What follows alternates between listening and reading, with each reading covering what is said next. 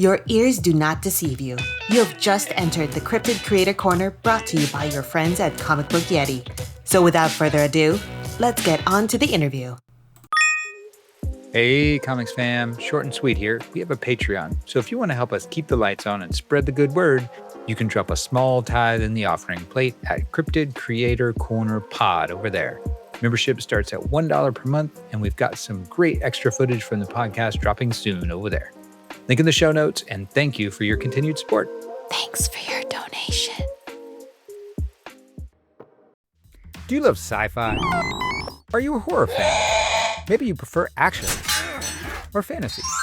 2000 AD has it all and should be on your radar. With a whole universe of characters from Judge Dredd and Strontium Dog to Rogue Trooper, Shakara Halo Jones, and many more, every weekly issue you get 5 action-packed thrills from incredible creators such as Garth Ennis, Rob Williams, Alex DeCampi, Dan Abnett, and so many others.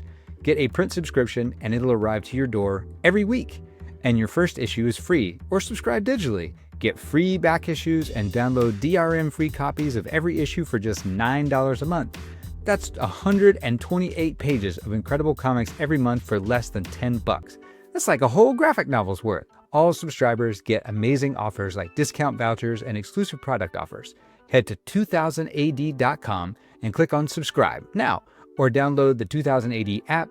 And why wait? Start reading today. I'll put links in the show notes for you. Hello, and welcome to Comic Book Yeti's Cryptid Creator Corner. I'm one of your hosts, Jimmy Gasparo, and I have a very special guest on the podcast today. You know, I say that a lot, that I have a very special guest. I feel like all my guests are very special, but this guest is very, very special. He's been doing work for Comic Book Yeti, which we always appreciate when folks want to come on board and talk about indie comics. But we've kind of been in the same circles on social media for a while now, and it's so nice to get to talk to him on the podcast, and especially about his upcoming Kickstarter campaign for This Eternal Coil. So please welcome to the podcast, Luis Godoy. Luis, how you doing today? Doing pretty good. Thanks, Jimmy. Yeah, I really appreciate you coming on the podcast as always. I appreciate the stuff you've been doing for Comic Book Yeti. You know, we like I said, we've kind of been in the same circles in on social media for a while now. So yeah, I was excited to see This Eternal Coil is going to be on Kickstarter. It's Yep. you, Julio Suarez, Michael Myers, Ian Mondrick, who is lettering it, and then you got covers by Marcus Jimenez and Amalis Rosa. Yeah. If I said Yeah. that last name correctly, I did I my think best. so. Okay. So, let's just jump right into it. And, you know, I wanna make our way to, like, why comics and, you know, to get into, like, why you love this so much, because I assume that everybody loves it who has to wanna make comics, because it's Oh, really yeah. hard. Yeah. Um, so tell listeners about, This Eternal Coil, which there'll be a link in the show notes. Your Kickstarter will go live, May 4th. Um, so what is This Eternal Coil, like, all about? Well, it's a story about a guy, a father who's grieving his wife who died a few years prior to the start of the story. And the struggle he went through grieving, trying to process the grief where it caused him to have a rough relationship with his daughter, who's now an adult. Um, and but part of what adds to that is that when his wife died, mysteriously the world became immortal. Nobody could have babies, and nobody could heal from anything at the same exact time. So it's a big mystery mixed with some family grief and stuff like that. Okay, so from the moment, and Abraham's your main character, right? Abraham, yes. Okay, so from the moment Abraham's wife dies, for whatever reason, death does not become is no longer, I guess, a going concern. But Yeah, also there's also like children of men. There's no babies being born as yep. well. So we have a real, like, whatever whomever is on the planet, like, this is it. That is it. Yep, that's it. Okay. And so as Abraham's trying to process this, I mean, is he also going to be digging into the mystery as to what is actually taking place? Yeah, that's where we start the story where he's still it's been a couple years, he's still trying to figure it out, and nobody in the world has figured out why, but he's still investigating, he going to where the stuff happened, he's investigating, he has this little, conspiracy board, that he puts his information on, and it just caused him but it came at the detriment of his relationship with his daughter. Yeah. So that's w Yeah, I saw the preview that you sent me, and, I really found it interesting, because you kind of open up with his daughter, and I'm assuming her, like, husband or partner, it seemed like at the mom's grave site like, they're there, it's clear it's the anniversary, this is what they do on the anniversary of mom's passing, and, dad's nowhere to be seen, and then we kinda go over to see what dad's doing, and, Yeah. yeah, very evident that he is not doing well, and, I'm a big fan of Julio Suarez's work Yeah. on, like, the Twin Blades, that he did with, Jared Lujan, and really love the work that I've seen so far from the preview of This Eternal Coil. It's really great, and he does a very good job in terms of kind of you don't need a lot of, there doesn't need to be a lot of exposition to see that Abraham is going through it. Yeah, no, it definitely, Julio pulls all of that off really well, the emotion, the setting the scene and everything. It's great what he's done so far and stuff that you not everybody has seen yet. Yeah. Eh yeah, and I mean, I also, wanna bring up, and you can talk about it to whatever extent you want to, but it does seem like a story like this is a very personal story, and you, I think, are very upfront in terms of, like, the Kickstarter page itself and, the preview page, and talking about this is kind of born a lot out of you processing the loss of your father in 2021, and also you had, I think it was your sister-in-law tragically passed away back in 2015 in Right. unbelievably tragic Yeah. circumstances. Yeah, that, is definitely a big influence on it. It I didn't fully realize it until I finished the story, and then I was rereading the outline, and I was like, "Oh, crap. That's what this is about." Like, it came out naturally through the writing it. Right. Um, Like, yeah, almost subconsciously, you're processing these things and it comes out in your writing, and it is interesting sometimes when you think a story is about one thing and you get to the end of it and you're like, "Oh, no, this is yeah, about something else." yeah. So when you didn't set out to make a story that was kind of processing those things when you first started to write, this Eternal Coil. Well, Mm. yeah, go ahead. No, no, I definitely didn't. Yeah, no, initially the idea I came up with was more of a battle of the underworld kind of story. It was like a more like a tournament based, like maybe like Dragon Ball, where it Okay. was a bunch of different afterlife underworld type were fighting for the last living soul or on Earth. It was the last person that was going to die. There was nobody left. It was the last person. They're all fighting. Okay, well, who gets the soul basically? And Okay. then, after I had that down, kind of a plot set out, and I saw that Ian, Mondrick was, saying, "Hey, I'm offering editing services. Well, how soon can I reach out? Like, I've only got basically just a plot, nothing else, no script, no real anything set in stone." He's, "Oh, anytime." So, I reached out, he checked out what I written down, he asked a couple questions, and then after I was like, "Okay, well, let me look at these questions," and I kind of rewrote. I was like, "Oh, you know what? This doesn't work with what I wanna do." And so I rewrote, and then came up with something that ended up at least the basis of it, this yeah, at the time, it was called This Immortal Coil, uh, but now it's This Eternal Coil. So and then so over a course of about 6 months or so, we, went back and forth, like, edits, and he asked questions, and I expanded stuff and everything, and then by December started in June 2023, 22, 23. June 23 to December 23, we worked on the script for and the whole outline, for about 6 months, and then, reached out to Julio February 24, and so he's been working on it since. Oh, wow. And so what's the total length for the comic for this This issue? one is 20 pages. Okay. I believe if, the way I have it set right now, it should be about total of 4 issues. Okay. Yeah, so but That's what I right now. I already have the second issue written. Hoodoo hasn't started that yet, because we're Okay. still working on the finishing up the first one. Yeah. But that's where it is right now. Oh, great. Yeah, I like I said, I think I first came into contact with Julio's work on, Twin Blades, and then I think he also did the work for the follow-up Twin Blades, Blood and Obsidian. Obsidian, right? Yeah. Yeah. Yep. Which are, you know, fantastic comics, Yeah. so Yeah. that's pretty exciting, Yeah. to have the 2 of you, working together on this. I'm excited to see more from Julio, so Well, there's definitely, because obviously that has a lot of Hispanic, Mexican, Aztec influence on his this turn sorry, Twin Blades. yeah. Uh, that was part of the reason I reached out to him just specifically because of that, because there are elements that'll come later in the story that have a lot of that influence. There's especially near the end, if you I don't know if you saw on the Kickstarter page, one of the sticker kind of reveals a character who shows up later, Okay. named Slater, but I haven't mentioned anywhere other than a teaser about him. Oh, nice. Yeah, I was going back through that and looking at all the things. I love all the covers, by Yeah, the way. Um, they're all really good. Marcus's cover in particular is that green is just so vibrant.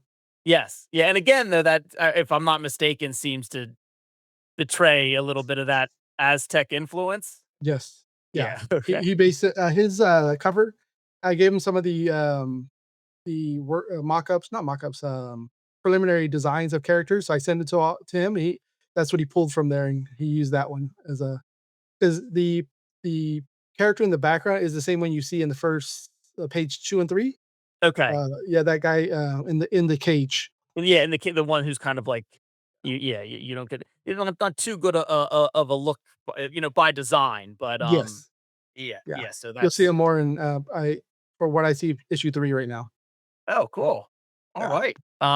One of the things that I thought was interesting, um, be in terms of processing grief, and like everybody has like their own way to do that, including not, Yeah. including not processing it, which isn't the healthiest of ways. But Yeah. you had said in the Kickstarter was like kind of you got to a point with the passing of your father, Mhm. and at some point in time had set up, an ofrenda, which is Yeah. something we see Mhm. Abraham's daughter. Yeah. Is it Elena?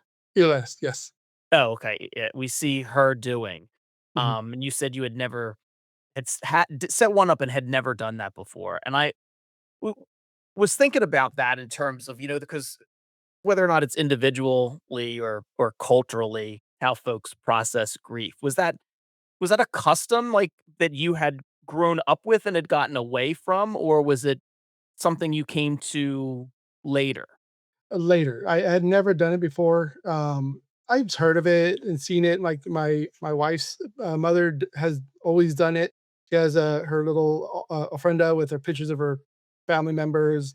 She actually has Kobe on there. Out of every Kobe Bryant, yeah. Yeah, really? I Yeah, figured she that's who has a you meant, I was just, "Oh, he has Kobe on there, okay." yeah, Well, she has Kobe Bryant, interesting. including with all her brother, her father, and all the other people, but Kobe there too. Okay. So she's had it for years, but then, after my dad passed, I kinda, like, got more interested in what the significance of it was. It is, more of a Hispanic, Mexican, more specifically Mexican, cultural thing. Yeah. Um, so I looked into it more and I was, "Okay, let me do this." So, like, this seems like something that would be appropriate for me to do. Yeah. So I set it up, what, 2 years ago now or 3? I can't remember now. I did it right I think, yeah, 2023, so this will be the 3rd year if I do it again. Okay. Um, so I set it up, have my dad there, my uncle, my sister-in-law, my grandma, and, I think one other person, I can't remember off the top of my head right now. Set it up, my wife helped me and got it up, so I've been doing since for the last 2 years now, gonna continue doing it this year.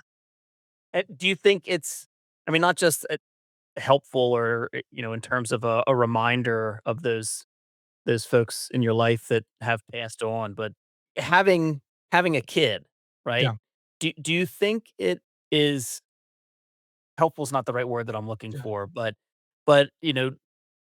in terms of having that connection and, like, because as kids get older, especially when they're little, they don't you don't know to ask a lot of questions. But when you have something like that set up, and I have to think like, oh, that's a kind of a like a almost a daily reminder or how often it is there of the other people that are missing from your life, but can spark memory conversations to your kid as they get older. Like, is that happen a lot? Like, have is it more of a reminder? Is it easier to process when you kind of have something like that set up in the house?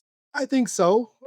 It does, not necessarily you need a reminder, but, like, it does help when, you have your child ask, like, "Oh, who's that?" Like, because they like, my son, he never met my dad. Right. He was, 6 months old when he sorry, 6 months old when he passed. So, for him to ask and it's, definitely, meaningful to have him, like, so I can explain to him who he was. Yeah. That has to be really tough to have basically your son born and your dad pass like in Yeah, that same time frame. I yeah, mean, unless your dad's like a real piece of crap, but yeah, you know, yeah, it yeah, doesn't seem like that was no. the case, Louis. Yeah, no.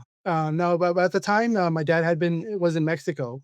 So and it was during COVID when everything was strictly kind of is before the vaccine was out, so it was still everything you can't go you're not supposed to go anywhere. Oh So yeah. we didn't make the trip to Mexico where was, and so that's why he never met him, and all of a sudden he passed. I was like, "Oh, there's now he will never." So it's like it definitely was a hard thing. That's what it after I wrote the story and the ending definitely, reflects this that Yeah. situation.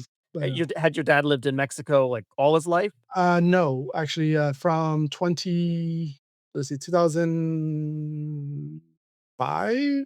Yeah, so 2005, he got deported, so, yeah, Oh, real? Oh, yeah, geez. yeah, Well, yeah. I'm sorry. No, it is what it is. I mean, Okay. I'll stay out of the political part of that part of it, but yeah. Well, I mean, you don't have to, but Yeah. we can go wherever you want. No, no, no. But no, I mean that's and so from 2005 he had lived in Mexico. Yeah, yeah. Okay. What was your relationship like with your dad? Oh, we were always close, like, I grew up with my dad. Um, after my parents split when I was really young, like 8, 9 years old, but we after that, we lived with my dad the whole time, through high school, college, and part of college, and then all of a sudden he got deported then. Yeah. But, Oh wow. no, we were always close, like, yeah, and there's still stuff that, we always had, like, Star Trek in common. We Okay. watched every Star Trek series and, like, cartoons, and, yeah, my dad was always we were always together.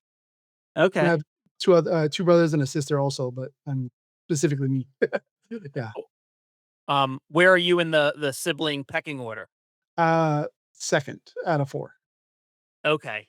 Yeah. Okay. I have a sister who's, about 9 years older than I am, a brother 4 years younger, and then another one 6 years younger than me. So, Okay. yeah. All right. So you and your dad had so Star Trek in common. I'm assuming was that something that he introduced to you that he had liked Oh, and yeah. introduced to Yeah, you when you were definitely. little? Yeah, I remember, I mean, like, watching The Next Generation, which I think started in the late '80s or early '90s. I'm not exactly sure the time. 1987. Okay. Yeah. Yeah, so we watched I it. I only know that because I just got done listening to Patrick Stewart's, uh, memoir. Oh, got it. I So, was like, "Dang, that's really specific." Yeah, so, and we watched it pretty much the Star Trek onto Deep Space Nine, Voyager, Enterprise, and yeah, so on, and then nothing for you until recently. yeah. Yeah. Well, as a Star Trek fan myself, I'm always kinda curious, you know, especially with, the generation that, you know, was familiar with the original series and then a next generation, but, like, you know, what was it do you think about Star Trek that captured both, like, your and your father's imaginations? It has to be the tech. Like, obviously, it's the future, but it's like it seems, not I wouldn't say realistic because obviously there's some of the stuff that not realistic at the moment. Yeah. But, it seemed that something that could happen, like, in the future, like, you'd be traveling in spaceships, and people living in space and born in space, and the technology is people have everyday life. Yeah. I think we are big sci-fi fans, Okay. definitely. Oh, that's awesome. Yeah, my dad, I mean, I'm the oldest of 3, and, my dad's, I guess, 68 now, but, Yeah, my growing up, the things that I think his biggest influence on my brother and I in particular, maybe not so much my sister, was my father's love of 2 things, Bruce Lee and the Three Stooges. And so I always like, um, I always think of like, I haven't probably watched a Bruce Lee film or the Three Stooges in years, but, I feel like I know those movies and those Three Stooges shorts, like, so well, and every once in Yeah. a while, like, my dad will do something that reminds me of, one of those things, and I'm like, "What a profoundly weird kind of thing to pass on, Yeah. Bruce Lee and the Three Stooges." Almost completely opposite things. Oh, Yeah, the yeah, slapstick. Yeah. yeah, the fighting and then the slapstick. I guess maybe there's some type of common thread there. So, but I'm always curious with, like, parents and kids, especially, fathers and sons, kind of what, the things that, they pass on to us and that we'll pass on to our kids. I try and get Yeah. my 2 daughters to watch, like, anything that I was remotely interested in, and they Uh, just have no desire. So yeah. 0. 0. It's I have a 12-year-old daughter. She's the same way. I try to show yeah, her stuff, and she'll get 5 minutes. This is boring. Like, it hasn't even started. I know. There's movies must move, like, at such a much faster pace, or attention spans are less. I'm not smart enough to know which it is, but, yeah, I had to make a deal with my oldest, with Charlotte, who is also 12. My kids are 12 and 7, and I really wanted Charlotte to watch. Like, I think Back to the Future was, like, a huge movie for me as a kid. It was like, I just thought it was such a great movie. Although there might be some, by today's standards, some issues with it, but I basically had to make a deal with her, and she wanted something, and I said, only if you agree to watch Back to the Future with me." Hey, I was like, I feel like a sometimes terrible that's what it parent, but takes. That's what yeah. it takes She sometimes. she still hasn't watched it yet, but she said she will. So fingers crossed, There you go. it's gonna happen. All right, everybody, we're going to take a quick break. We'll be right back. Let's face it, the comics landscape is a mess right now. I'm the editor-in-chief of a comics journalism outlet, and I can't even keep track of it all.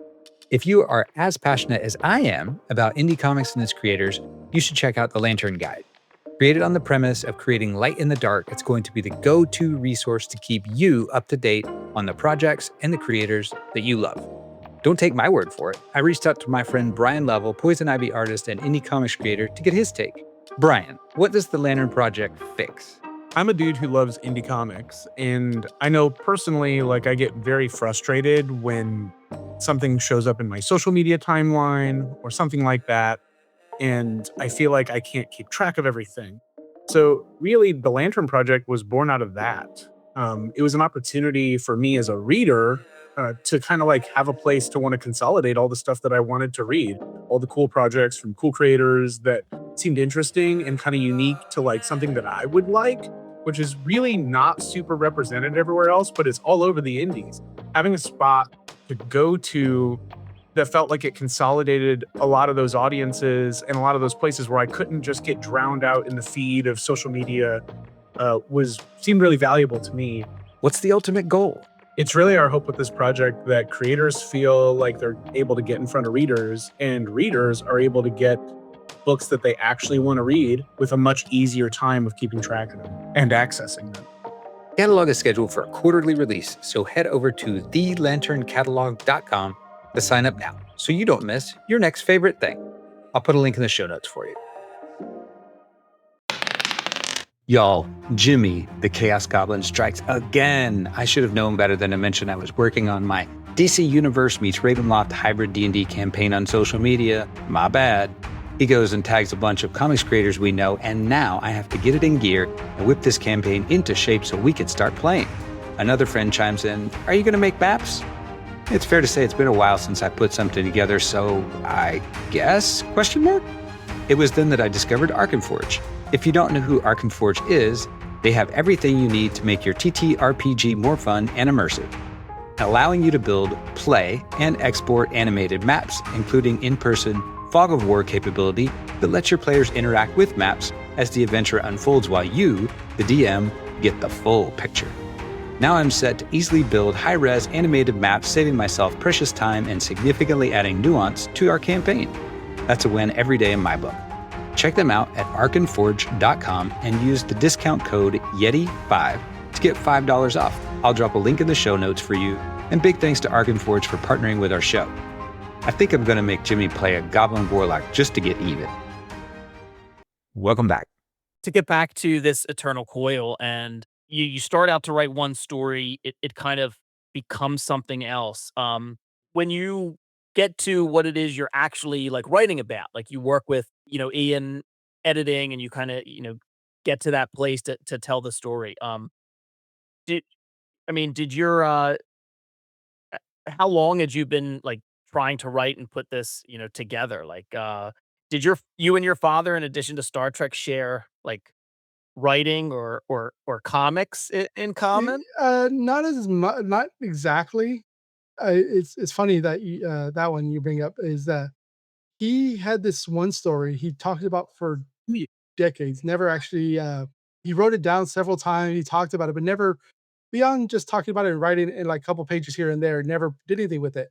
Uh, just so happened my sister was cleaning out some paperwork recently, found a 15 pages of a story he wrote, and I'm going to the plan is to make it happen, actually make it into a comic because that's what I want to do. I have Really? yes, Louis, that's awesome.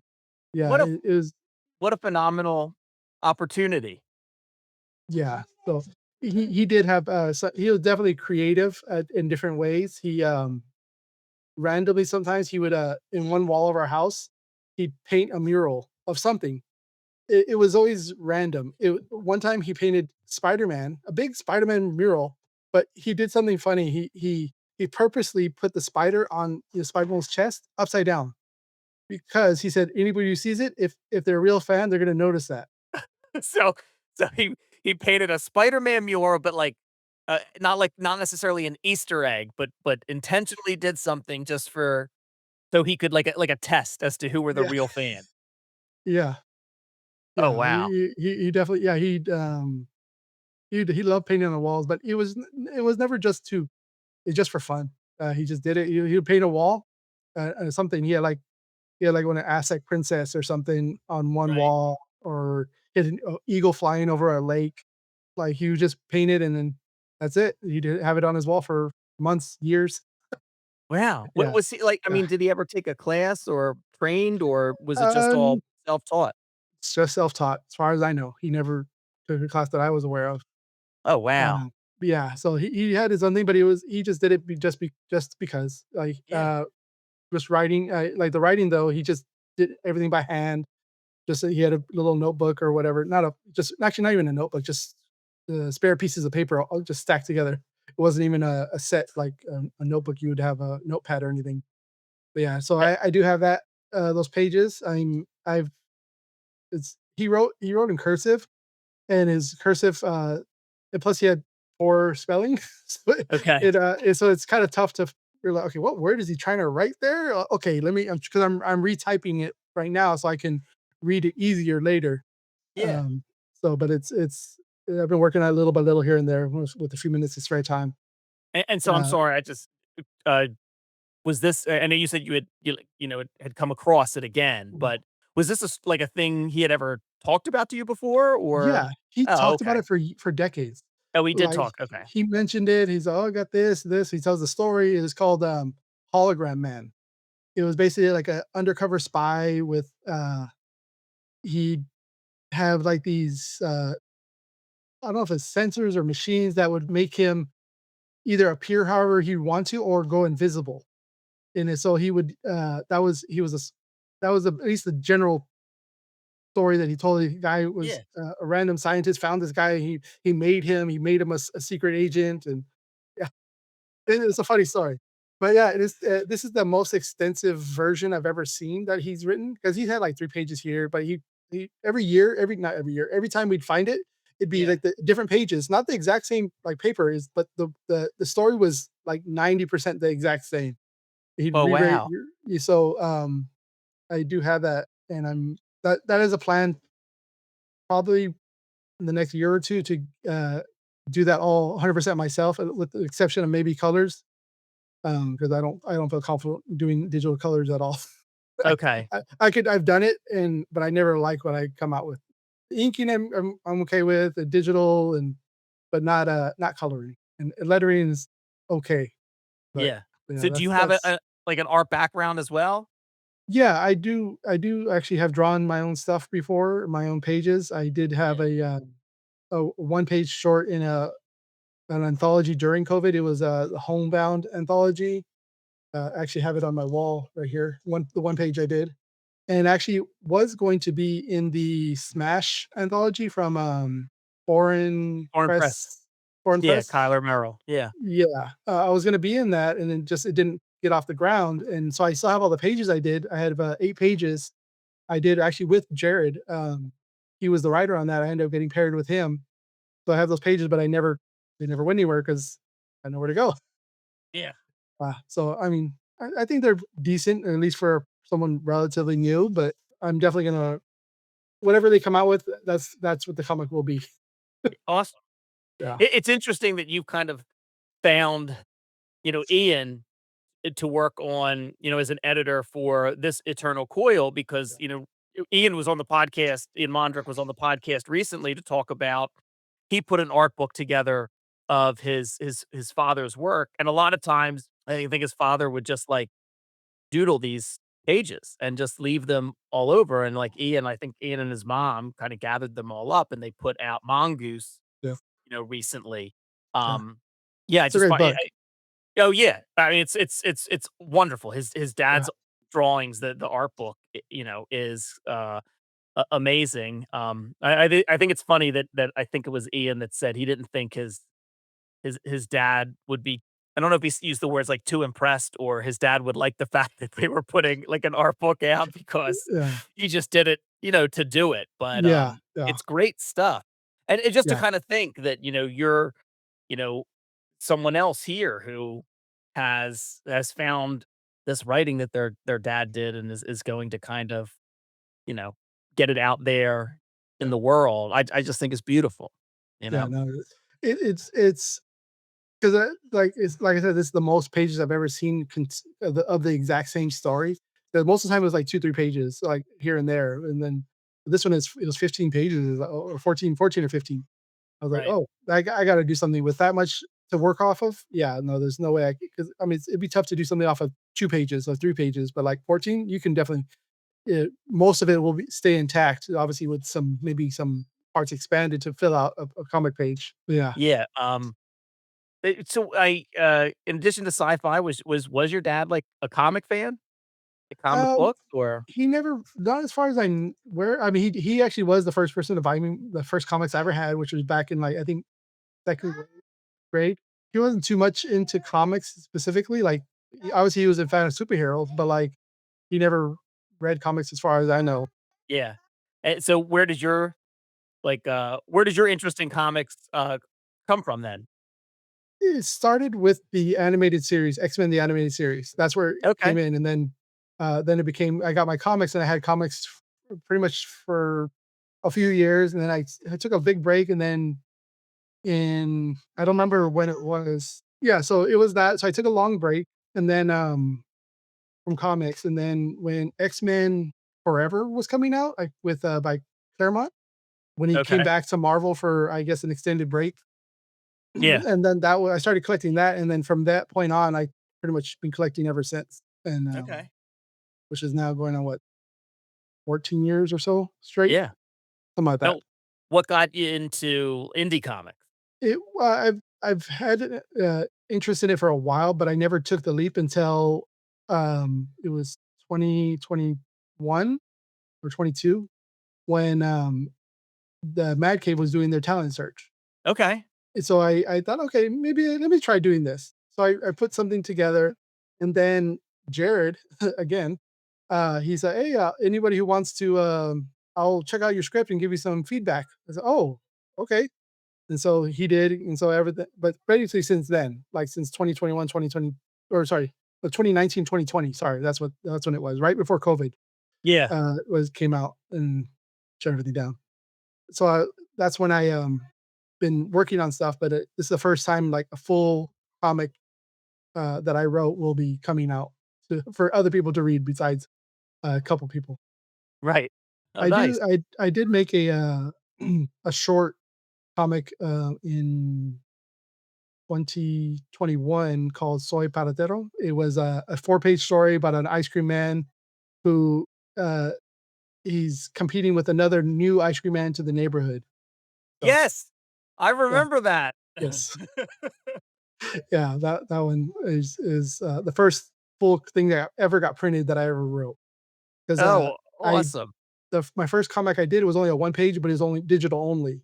Yeah. And then, this one was the 4 pager that I actually got printed. I printed it out and sold it to a couple family members for $2.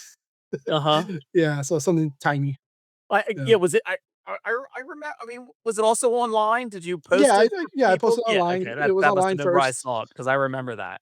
Yeah, yeah, it was online. It's a funny little short, but yeah, Oh, yeah, yeah, that's awesome. I mean, I got started writing or trying to was, the 2020 Mad Cave Talent Search. That was I just interviewed this past week Mark London, and I was telling Mark, I was just like, "Yeah, it's been 5 years now that I've been writing, trying to write some short comics, and it was all because of Mad Cave's Talent Search." yeah, yeah, now Had you been a you have your book out right now on Kickstarter. Yeah.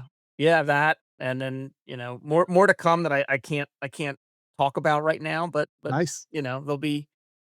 there'll be more, down the pike, but, It's awesome. thank you. Yeah, so, had you been a fan of I mean, I'm assuming being in, like, online in the circles, to being in the place where you would see about the Mad Cave Talent Search, like, were you reading a lot of indie comics then, or were you still more Marvel, or what were your where did your taste lie? It was mostly Marvel. It was almost exclusively like 80% of it. But then as at that time when I started to see other books, I was okay. Let me like I was actually looking for other stuff, and I s- that's when I started buying any indie image, uh, Mad Cave, most a lot of that Dark Horse I had in there. I mean, there's all sorts of stuff now. I can't even name all the different publishers I buy from, Yeah. but it sometimes too much. Yeah, Sure, I as I I look over at my read pile over here. Yeah, right. We all have one of those, an yeah, embarrassingly big to be read pile, yeah, yeah, so but I do now make a point that Kickstarter books get priority, they get read first, and then yeah. everything else afterwards, so, No, I think that's a good practice. I yeah, try to do the same way because I like, not that I have, like, a big following on social media, but, if there's anything I can do to, like, help, get somebody's book out there that I really like, or, yeah, especially with crowdfunding and kickstarting comics, it can be, really tough. yeah, And there's nothing, now having done the Kickstarter, which is almost done as we yeah, record this for Made in yeah, Delco, yeah, there is just something about somebody reading something you've done and saying, like, "I yeah, really liked it," or "I yeah, like," just it's fantastic. It's a wonderful yeah, feeling to feel like, "Oh, I've uh, made something," you know? yep, yeah, no, like, it's definitely, I like to that's why I try to at least if I get a book, I try at least post it when I receive it. Sometimes if I make it like extra attempt, like, oh, I'll write something about it, but generally for sure, like, hey, I got this. This is your book or kind of thing. Like I just Yeah. posted that yesterday because I got the last week or so or 2 weeks have been really hectic. So I've been didn't open any of them. So okay, I had like 5 to open. I'm like, oh, so like like yeah, this one right here, the Oh, the, slices of life. slices of life, right. Yeah, They've banned pizza. yeah. Yeah. So My my, my brother Bobby, shout out to Bobby, the Cryptid Creator Corner's #1 most dedicated fan. Bobby listens to all my episodes, and Bobby actually just, FaceTimed me when his copy came in because you can put your name in the book, I guess, is like, the thank you section. yeah, So, if you take a look at that and it says Jimmy's brother, that's that's dude, yeah, that's Bobby put his name in there as Jimmy's brother, he said. is that here? Uh, yeah, Yeah. yeah, yeah. So I he's think I somewhere in think here. he's somewhere in there. It'll say Jimmy's brother, but he That's funny. said that yeah. So he listened to that episode, Yeah, and all 4 of them on ones for that one, Yeah. or 4 or 5 people Yeah, in that one. I'd Philip, James, Mario, and Matt, right? Yeah, Yeah, I yeah, think that's yeah, they were all on, and then Bobby back Slices of Life, and so yeah, yeah, it's a really awesome, I think, indie comics community, you yeah, know? I feel folks are very supportive, very willing to help. Even if it's just, moral support or as a cheerleader or some folks that really, will, do what they can to kind of help newer creators, kind of find their way. We have Jared's name has come up a few times, but like yeah, definitely. Jared's done a ton for a lot of folks in the community. Oh, yeah, yeah, and I mean, like, he did for, Sparrow was the book, I think? Yeah, yeah, for Yeah, Kara. Yeah, absolutely. yes. He had the, he actually did the fulfillment. Yeah, Like, yeah, make who sure does that that? that yeah, yeah, I know. I just like for Absolutely. Well, to get back into a little bit more yeah. talk about this Eternal Coil, Mhm. and what do you hope, people who are going to back the book and read it, like, do you have any hopes about, what they get out of it? Like, if somebody reads it and, you're one day at a convention and they're like, "Oh, Lewis, I backed this Eternal Coil, and this is," what do you hope the response is? Have you thought about that?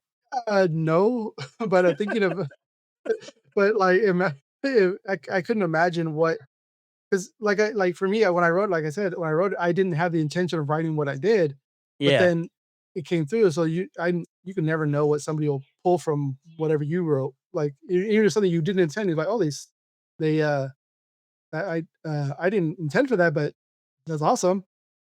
Um, I hope it helps other people possibly with the grief, uh, I mean, if it does anything. Um, I mean, it's not obviously it's not strictly a grief story. Will be some action, and later there's a, but that's the through line throughout the book. It's kind of in the not the background, but like kind of almost like a twin narrative kind of thing. Yeah. So because well, going back to the story, Abraham does take a journey, as I say in the I think on the Kickstarter, he takes a journey literally through the underworld, but his daughter does not.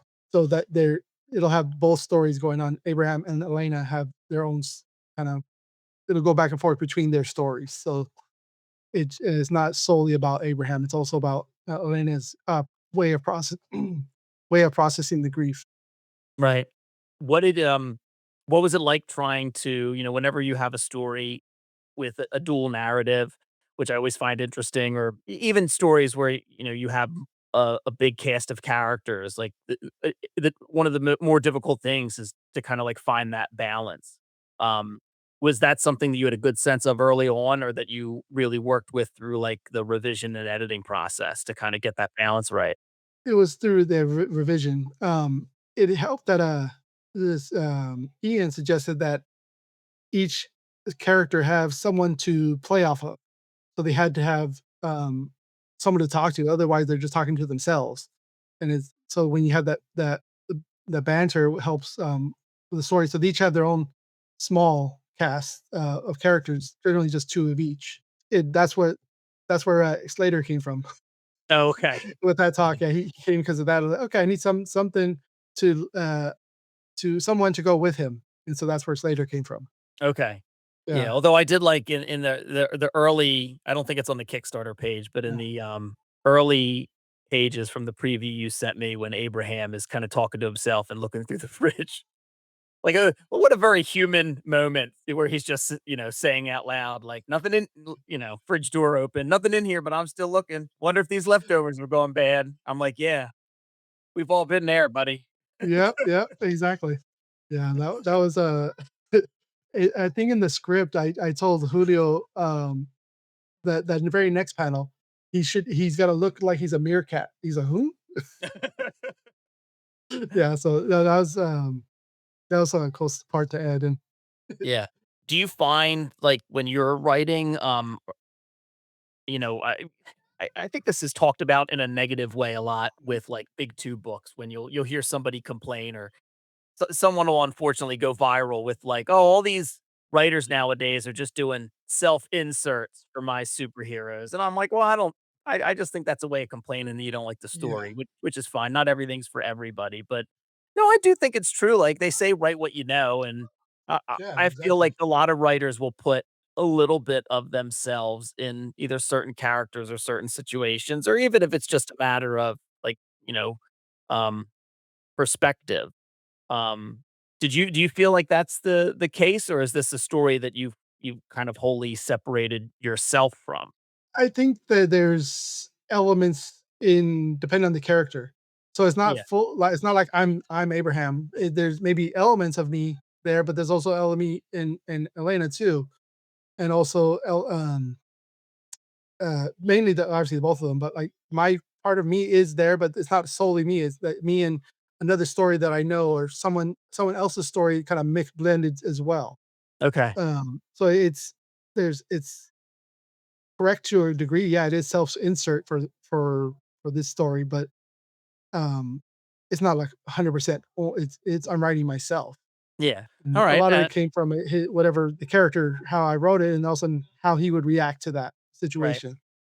And then, for because I do hear from, a number of other creators or people starting out that listen to the podcast from time to time. And I just, because this is I guess well, it's the Eternal Coil's first time on Kickstarter, but it was like the Immortal Coil. Yeah, You know, rejection is like a huge part of starting out, like writing yeah, comics, whether or not you try to get into an anthology or like the Mad Cave Talent yeah, Search, and it's tough trying to do stuff on your own and have your book funded.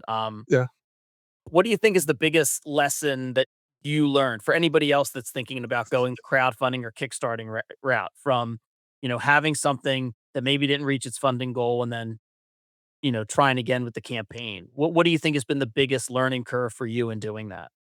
I just how much you have to let people know that it exists.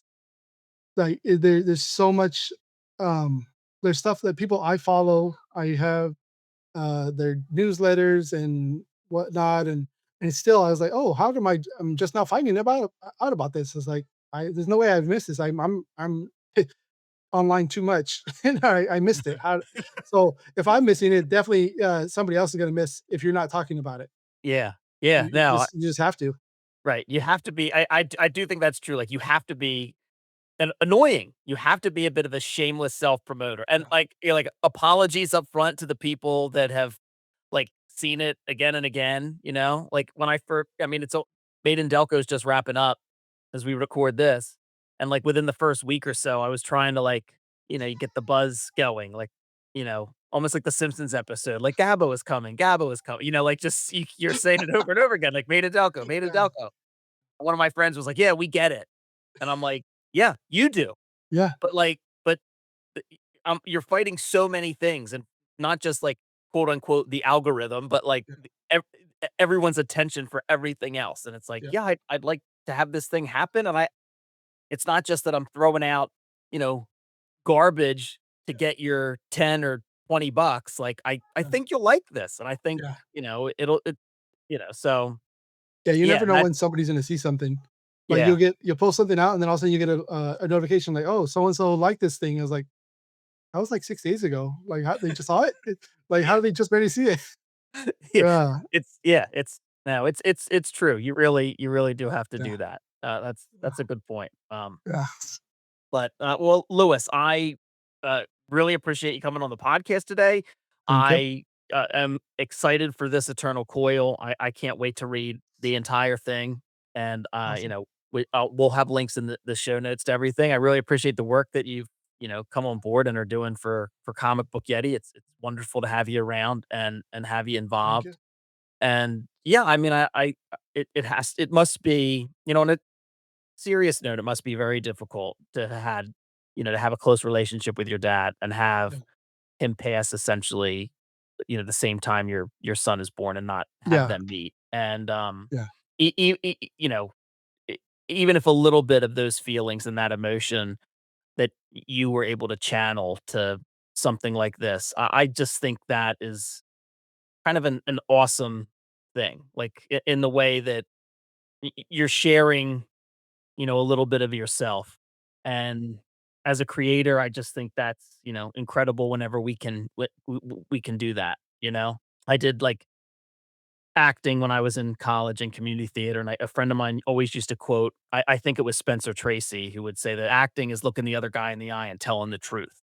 And I think whenever you can do that, whether it's acting whenever it's with a story, whatever it might be, where you can kind of make a connection with somebody, and especially take something so deeply personal, and even if you imbue a little bit of that into your story, I think that's, if there's any real magic in the world, that's what it is, right? So, Yeah, yeah, I yeah. wish you the I best of hope it luck with comes the rest through. of the campaign.